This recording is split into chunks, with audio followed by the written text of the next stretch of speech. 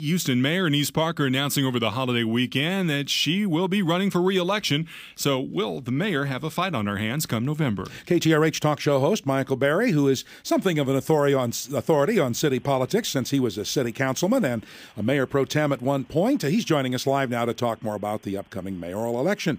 Any big competitors for the mayor, do you think, Michael? I don't think so, JP. I do appreciate that introduction. Nobody's ever called me an authority on anything.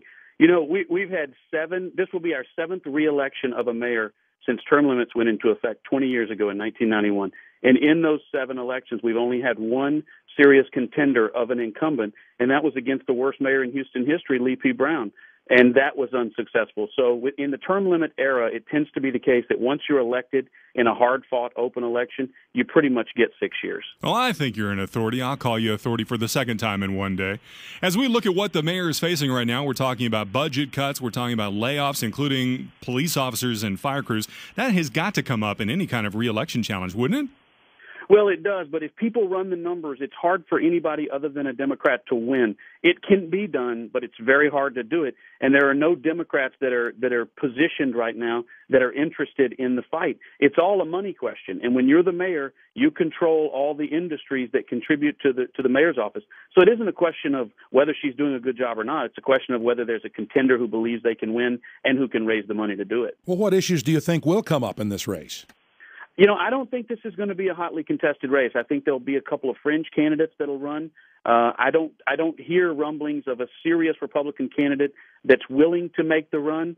So I don't think that it will, which is unfortunate. I think we should have a hotly contested race every 2 years. It's good, even if the mayor is reelected, it's good to be challenged. Well, as you said, it's all about the money at the end of the day. So let's say you as a GOP candidate wanted to run against the mayor. How would you raise that money, and how would you go about tactically going against her? Well, I think you go against her by going out and finding those groups that are disaffected. I think that's the West Side. I think that's the taxpayers. I think it's a lot of city employees that feel they've been cheated by the way the cuts have occurred. I think you go to the police officers who have been very unhappy with her service. I think you go to public safety folks. And then I think you just have to go one by one and pick up different communities. That would have to be Kingwood, Clear Lake, the West Side, and disaffected taxpayers who don't like her stewardship, both as mayor and before that as controller. Well, I'm wondering what you think about these cuts and how they may affect city safety here. They're talking about a lot of folks being gone.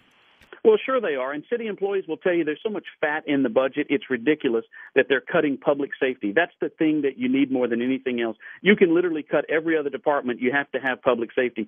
They should eliminate every form of travel. They should eliminate every expenditure. Heck, you should close every library. I know the library folks don't want to hear this. You should close every library before you cut back on public safety. And you could go on and on of the things that are not essential that should be cut before you cut essential employees. KTRH talk show host Michael Berry, former mayor pro tem here in Houston. Remember, you can always listen to the Michael Berry Show every weekday. You don't want to miss that, beginning at 5 o'clock right here on KTRH.